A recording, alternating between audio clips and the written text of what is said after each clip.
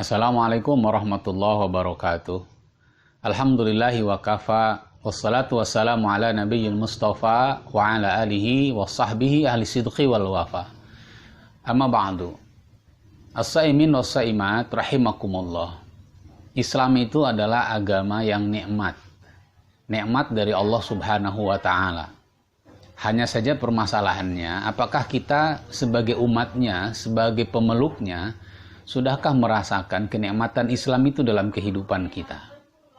Saudaraku, ada satu doa yang cukup unik di dalamnya. Mudah-mudahan kita bisa mengambil hikmah di sebalik itu sehingga kita bisa mendapat pelajaran dari doa yang unik ini. Doa setelah makan. Dari beberapa doa yang ada, banyak dari kita yang menggunakan doa ini. Setelah kita baca hamdalah, maka kita ucapkan Alhamdulillahilladzi at'amana wa saqana wa ja'alana minal muslimin.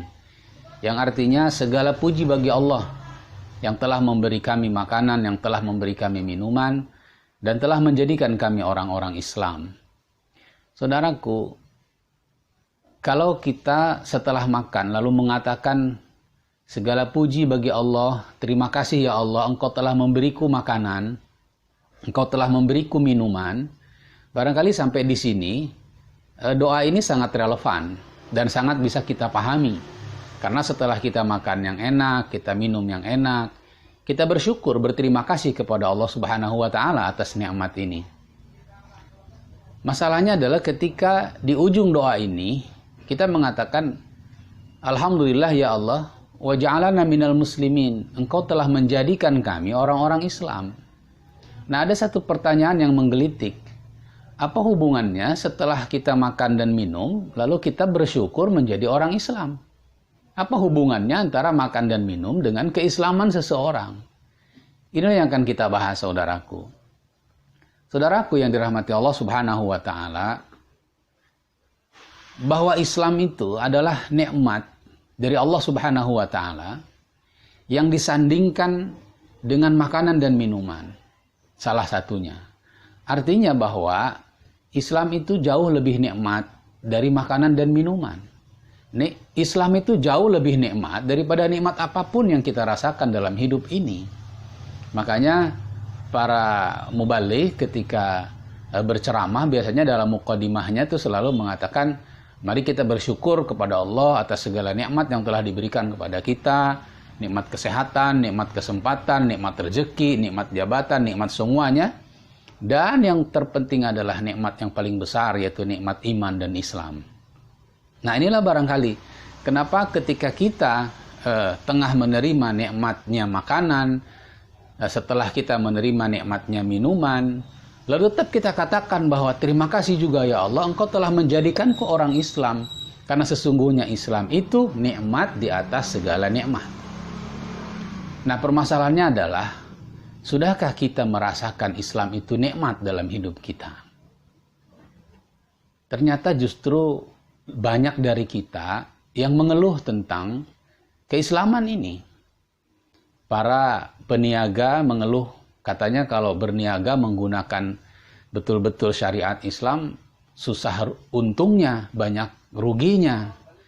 Karena banyak larangan, tidak boleh mempermainkan timbangan, tidak boleh berbohong, tidak boleh menyembunyikan cacat dari jualan kita dan lain sebagainya. Para wanita muslimah banyak yang masih belum istiqomah menutup auratnya. Karena mereka mengatakan justru menutup aurat itu membuat dia menjadi ribet, tidak bebas.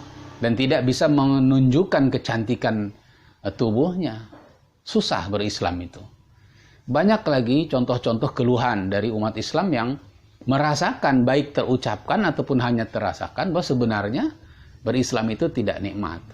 Nah, inilah masalahnya dalam kehidupan kita. Jadi kita harus pecahkan fenomena ini bahwa sesungguhnya Islam itu adalah nikmat dan kita bisa menikmatinya.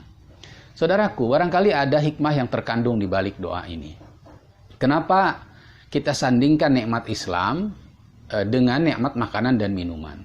Ada satu pelajaran berharga dari doa ini bahwa kurang lebih ketika kita ingin menikmati Islam, maka kurang lebih seperti menikmati makanan dan minuman. Saudaraku, ada dua manusia yang tidak bisa menikmati makanan. Yang pertama adalah anak kecil. Anak kecil itu tidak bisa menikmati makanan. Dibuatkan makanan yang bergizi, yang baik oleh orang tuanya, oleh ibunya. Disiapkan dia berbagai nutrisi di dalam makanannya. Kemudian ketika saat ingin disuapkan ke dalam mulutnya itu, anak kecil itu selalu menolak. Dia tidak mau memakan itu. Mereka justru menginginkan makanan-makanan yang tidak baik. Junkies food. Yang berwarna-warni, yang berpengawet, dan lain sebagainya. Padahal itu tidak baik bagi kesehatan badannya. Nah, kenapa anak kecil tidak mau makan makanan yang dipersiapkan oleh orang tuanya, bahkan sedemikian rupa itu sebenarnya merupakan makanan yang sangat baik bagi kesehatannya? Satu jawabannya karena anak kecil tidak paham terhadap kandungan gizi makanan itu. Ketika dia sudah beranjak besar, sudah paham tentang pentingnya makanan bergizi, maka dia akan cari makanan yang baik itu. Dan dia akan tinggalkan makanan-makanan yang tidak baik itu.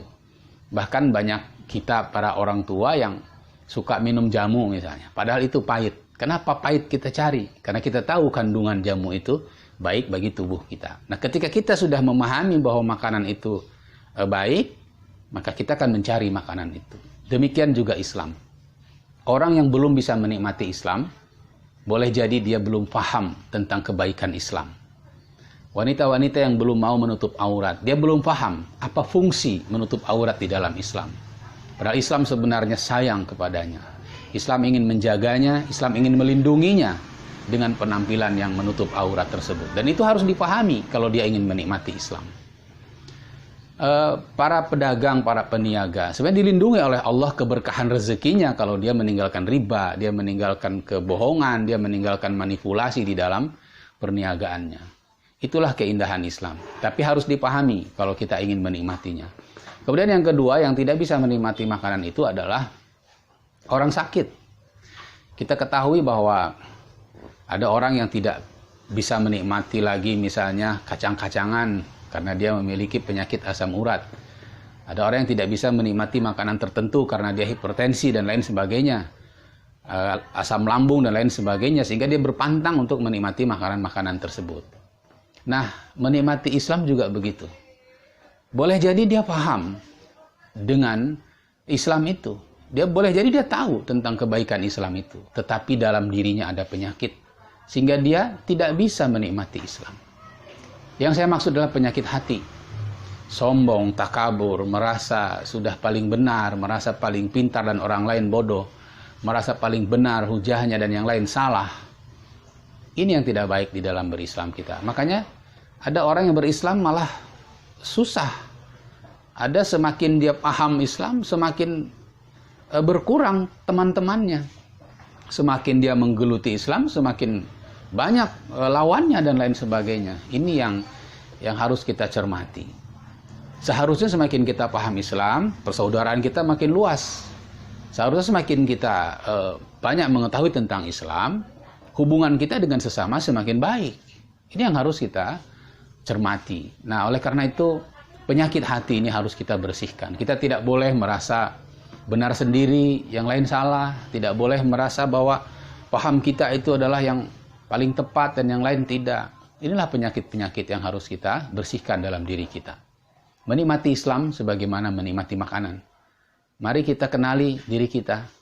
Kalau kita belum mengenal Islam, kita khususkan waktu kita luangkan waktu kita untuk mengenal Islam lebih baik lagi. Sehingga kita bisa menikmati Islam itu. Dan setelah kita mengetahui isinya Islam, betapa indahnya Islam, betapa nikmatnya Islam, kita bersihkan hati kita.